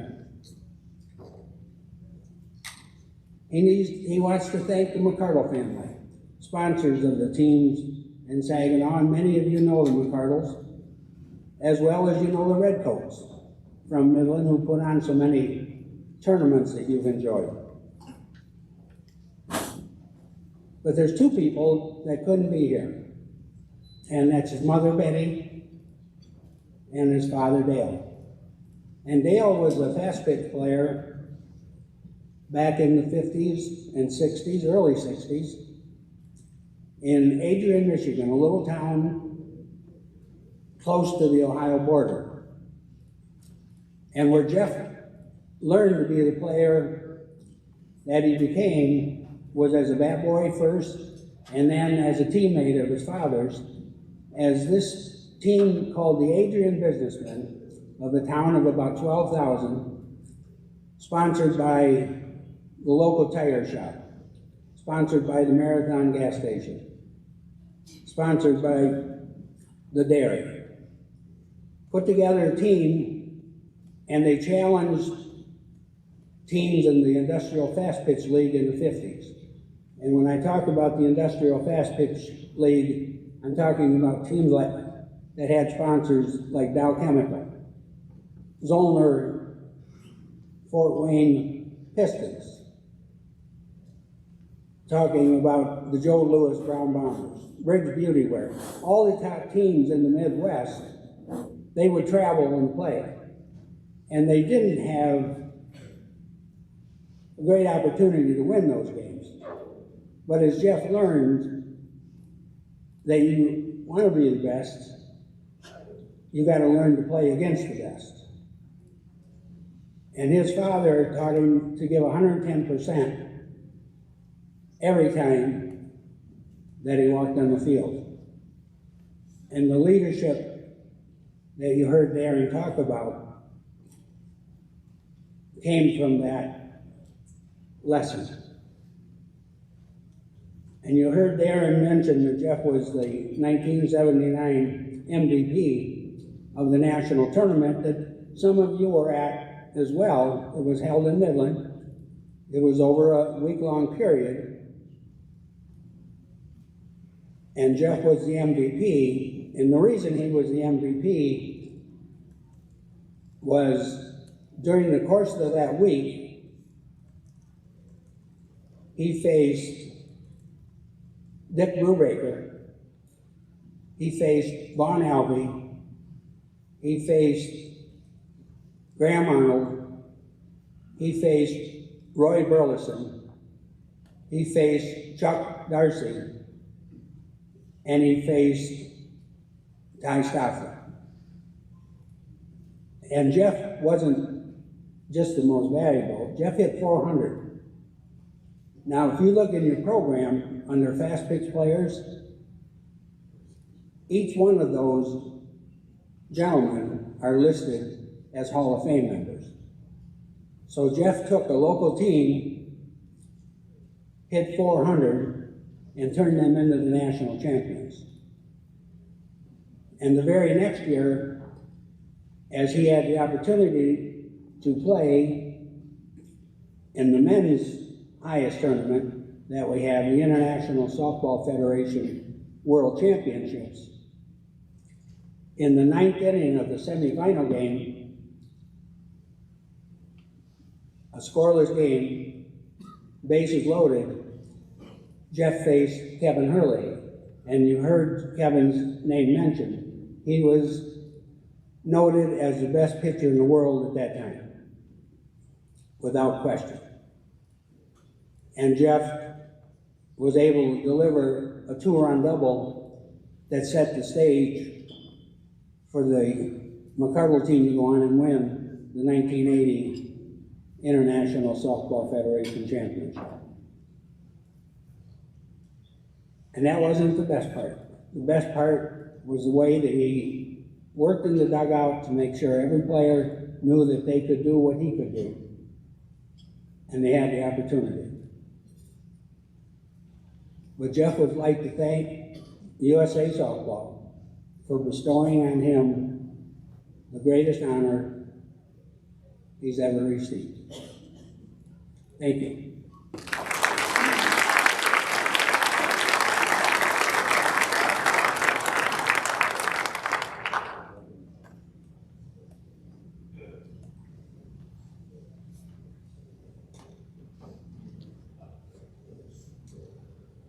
Our next inductee has been a major contributor to the game of softball as a sponsor.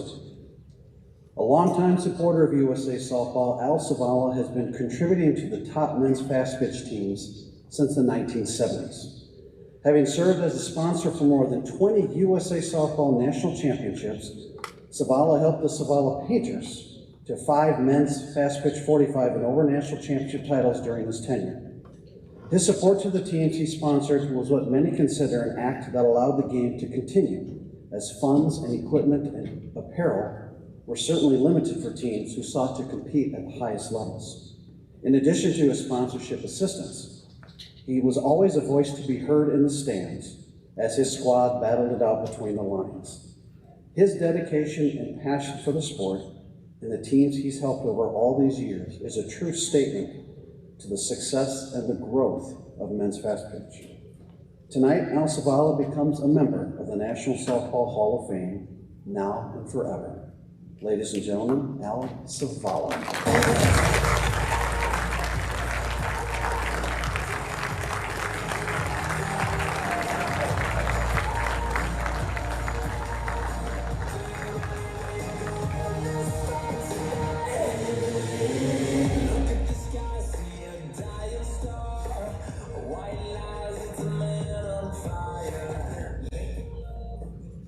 I know how you guys feel.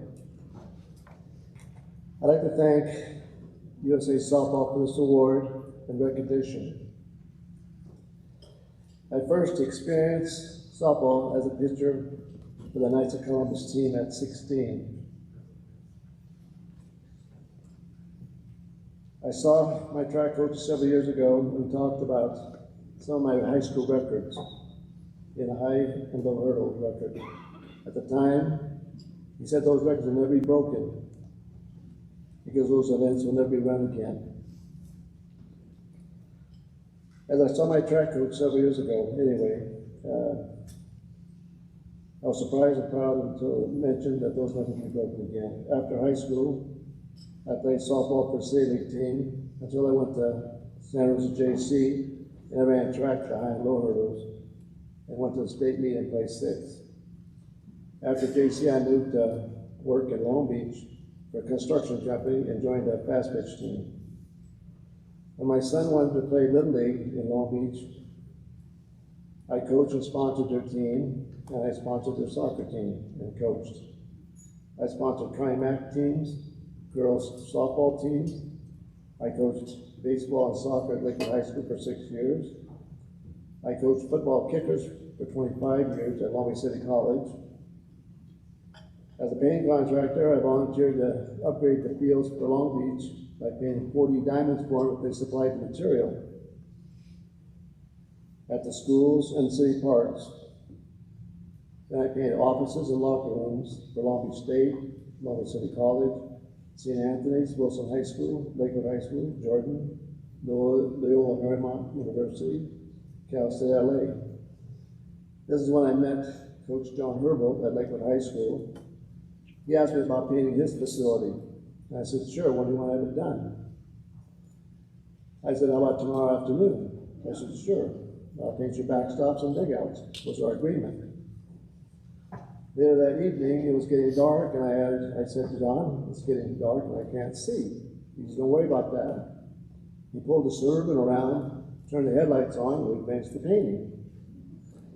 In the early 80s, I met Libby Castillo, and we formed an ASA team called the Savala Painters. The following season, Gary Deal joined the team as coach, manager, and we continued to have a winning season. In the early 90s, Al Rusager joined me in sponsoring, and we had the Long Beach Painters and moved into the ASA Open team. In the mid-90s, the Savala Painters continued to play in the 45 and over. Now we compete in the 15 and over, the 60 and over, 65 and over. And I remain as a spots contender in the league. My highlight of my sponsor has been working with teams, players to make them more successful. Softball was a big part of that. Not just the game, the players, the coaches, and other sponsors. It was still the source of many good laughs, good times, and good people that I have met and felt proud to know as friends. I continue to reconnect with players that I have played with over the years. I recently went to Carson City to watch my Painters play in a 60 and over team and found that players and many of those players over the years I had played with. Thanks to Libby Castillo, Gary Deal, Terry Horner, Ron Chambers, and Tom Biko, and many other players throughout the year, especially to Al and Marianne Rusager, who both sponsored with me, providing teams for my uniforms. I'd like to thank especially Life, because that was a big part of it, for all the years I've been doing this. I want to thank my friends here, some of my players that are here. I'd like to thank USA Softball again. And the members that selected me, like I said, my brother, brother-in-law, sister-in-law, my son, and my wife especially. So, thank you.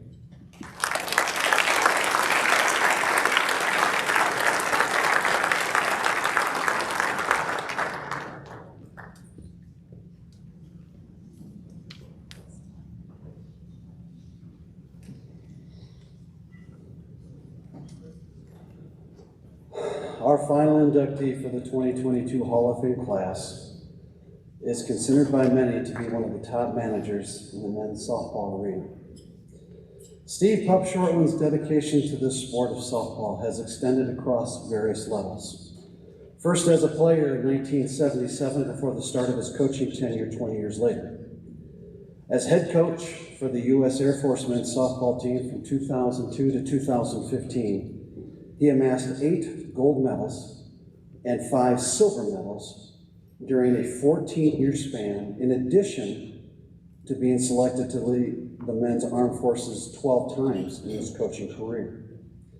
His valued coaching expertise reached the international level in 2009 when he was selected to lead the first ever USA Softball men's slow pitch national team, racking up 7 border battle titles in his 9 years as head coach and accumulating a record of 44-4. Following his retirement from coaching in 2017, Shortland began giving back to the sport by conducting playing and coaching clinics across the world and has been instrumental in helping the European Softball Federation with their player development. Additionally, his involvement extends to the USA Patriots Board of Directors, where he helps inspire and educate others while enhancing the health and welfare of veteran amputees. On a personal note, all of these accolades are incredible. Back in 2015, I lost someone very important to me, a staff member. She passed away from cancer at age 31, leaving behind 2 boys and a husband. Later that year, we brought in Team USA for some exhibition games in Holland, Michigan. We played, had a wonderful time. Any monies that were left over were going to go to the Sabala family. All of a sudden, as I'm getting ready to close things out, I see players from the team. I see Pop and others putting money into this jar, can, whatever we had out there. And I walked up and said, well, what are you doing? He says, we're giving back. I said, Pop, you didn't have to do that.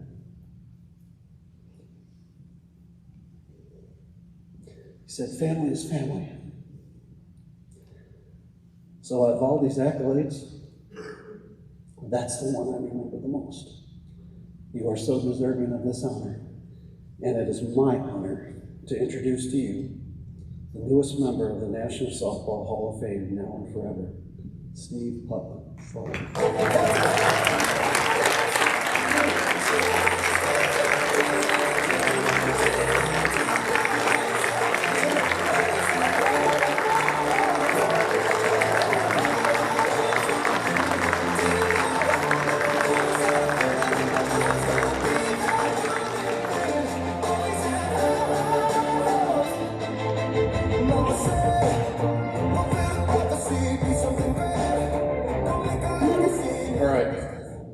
Well, I know I'm last.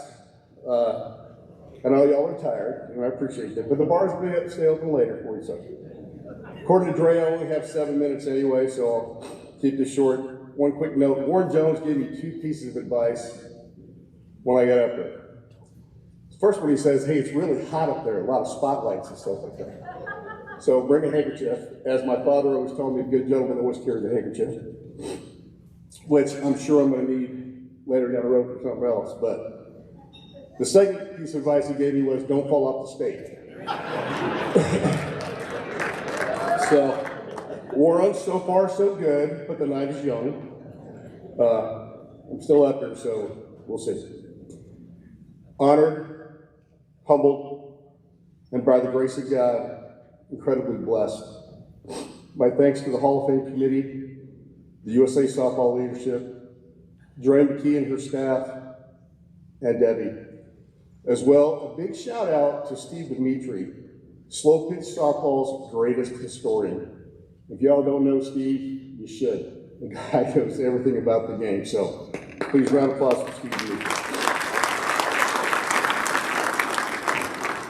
To my fellow inductees, it's an honor to share this moment with you. Being inducted in the Hall of Fame is amazing enough, but to be part of a class that includes Brett Helmer and Rusty Baumgartner, 2 cornerstone players I had the great privilege of coaching. Our USA teams was beyond special. Quick story about those 2 rascals. In our first year, 2009, Canada was making a little bit of a comeback, and I walked out there like every good coach does to kind of calm the situation down, just kind of give it a break, just break the momentum up a little bit, and we got the infield together, and they're looking at me for some sage advice, and I'm like, oh, we're just killing some time. I said, what'd y'all have for lunch? And I'm looking around the crowd at everybody, Brett, and Rusty, and everybody. They're all looking at me like, what? I go, what'd you have for lunch? And Rusty goes, and he's looking at everybody else not answering. He goes, I had 2 hot dogs. So anyway, God, love those guys to pieces. I mean, I'm so proud of Brett taking it over. I couldn't think of a finer person to do it. So I appreciate you guys being part of my journey, both of you. It's a true honor. To my fellow inductees, it's an honor to share this moment with you. Being inducted in the Hall of Fame is such an honor. To my family, my children, Brandy, Jennifer, Christy, Sean, Megan, and Cannon, and my grandkids, thank you for your sacrifice and support. I love you more than you know. To my friends and family who came to share this night with us, I can't tell you how much it means for you to be here. To my wife, Kathleen, this is why I brought this.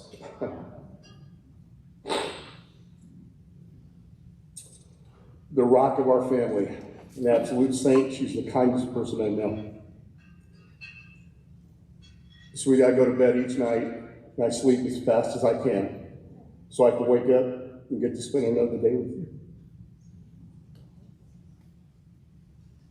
On the military softball side, my deepest appreciation to Jack Hayes for your mentorship, to Steve Brown and Steve Deneau for all your support over the many years, as well to all my fellow Armed Forces members, active, former, retired. Thank you for your service.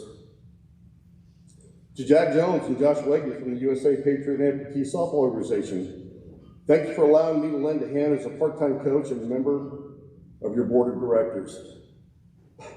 To borrow a line from Jason Kendrick, we get to work with veterans and children. If you don't like veterans and children, I don't know what kind of demon you worship, but anyway, so yeah, I can't think of a finer way for me to give back to the sport that has meant so much to me for so long. My thanks to this entire organization for support and helping me lead the finest slow-pitch talent collective on the planet for 9 incredible years. I still remember the day it all started. I was having breakfast with a friend at the 2008 National Council meeting, and Craig Crass, Kelly McEwen, and Rod Radaganda came up to me at my table while I was eating breakfast and said, "Good morning." I said, "Hey guys." They go, "Hey, we're going to start this U.S. men's national team." I'm like, "Oh, great idea, great idea." I thought they wanted to be part of the selection committee. They go, "No, we want you to coach it." Well, after I came to and I woke up off the floor, I said, I've got 2 conditions. You can't give me a team full of catchers. That ain't gonna work. Not with 10 home runs. We gotta have more than that. I said, but secondly, and most importantly, you have to give me guys that understand the responsibility of wearing USA on their chest. They said, that's exactly why we want you to coach it. Because character matters. It really does. Talent takes care of itself if you get the right people. I wanted to thank Craig, Ron, and Kelly for the tremendous opportunity and the faith you've had in me. And to all of our past presidents during my coaching tenure, thank you for your unwavering support and confidence. Rich Kress, our point man on those USA teams, you're an absolute pro. I'm not so selfish or self-centered to think this has ever been about me. I'm only here because of the immense talent and effort of the people I had the privilege of sharing this sport with. To all of you, players, assistant coaches, staff, admin, whoever you are and wherever you are, this honor is more about you than it is me. Winning isn't easy. It's not supposed to be. It's part of a journey that requires you to work harder than your opponent, think more than your competitors, and most importantly, believe in yourself and your team. That kind of investment and commitment changes dreams into reality. But success for me has never been measured simply in wins and losses. It's the satisfaction of watching a team come together, seeing chemistry develop, helping a player improve, seeing the light come on, per se, and most importantly, seeing players start to understand that character and heart matter. That's what I love most about coaching, always have. And to be honest, I'd rather be known as a coach who impacted players' actions off the field more than just on it. The power of leadership for me is best summarized in 2 words: motivation and influence. As a coach, we need to discover what motivates each and every one of our players. Each of them is different. Some are motivated by pats on the back, and some by a little sterner approach. But you can't treat them like cattle. And when they know you're invested in them as individuals, it's amazing what they can accomplish as a collective. The bottom line is somebody has to be in charge, but you don't have to remind them every day who it is. If you do it right, you don't have to.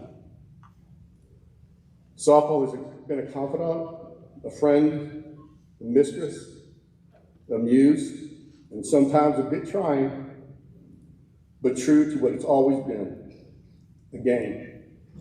Wow, what a game.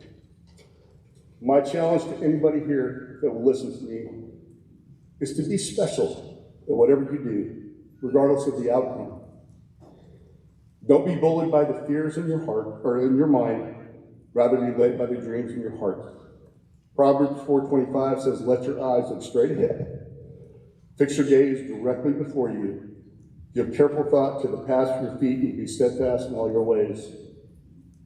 It really is less about success and more about the journey. Do it right, and you can look back again and enjoy it. Make your minutes count.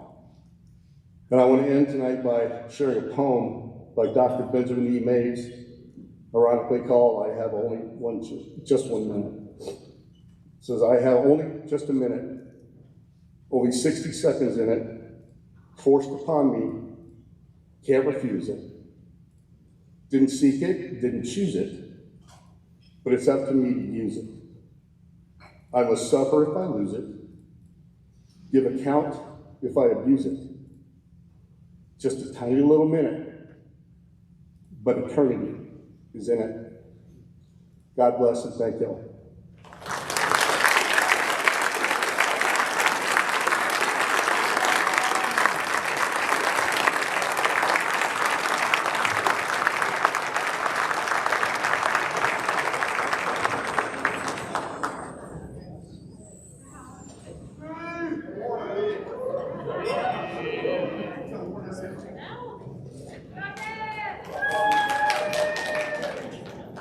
There's only one word to describe everything that's happened tonight, and that's wow.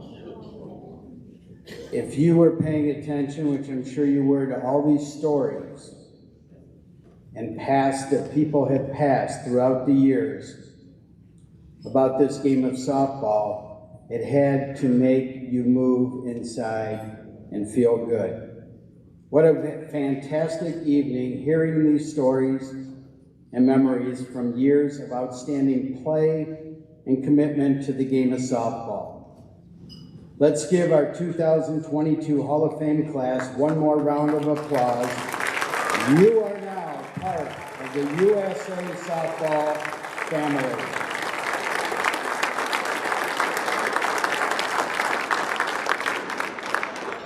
I would be remiss if I did not acknowledge some outstanding individuals who have been instrumental for this event. First of all, my fellow Hall of Fame committee members, thank you for your time and commitment. National Office staff members, Dre McKee, Emily Moore, Reagan Rogers, and former employee Morgan Palmer for all their hard work behind the scenes and making this event a success. Thank you.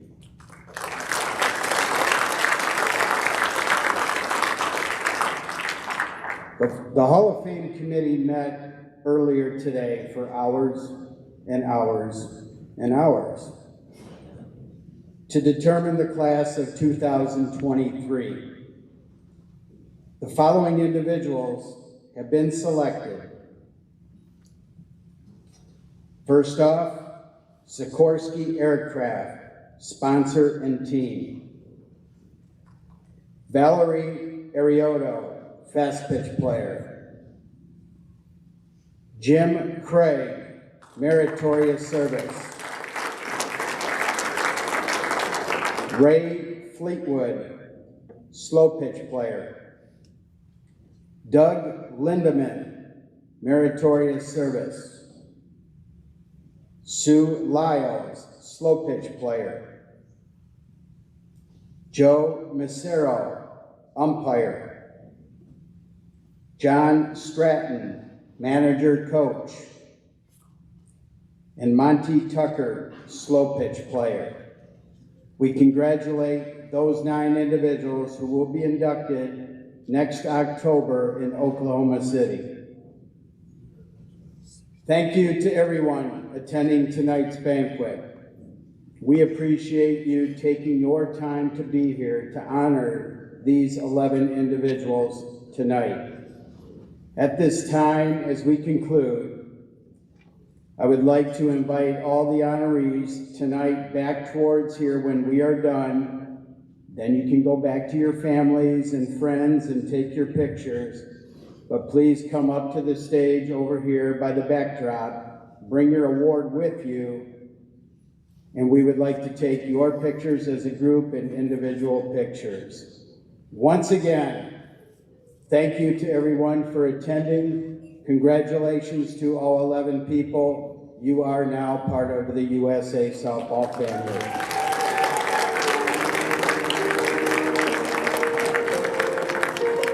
Please bring your awards up here with you, all the winners.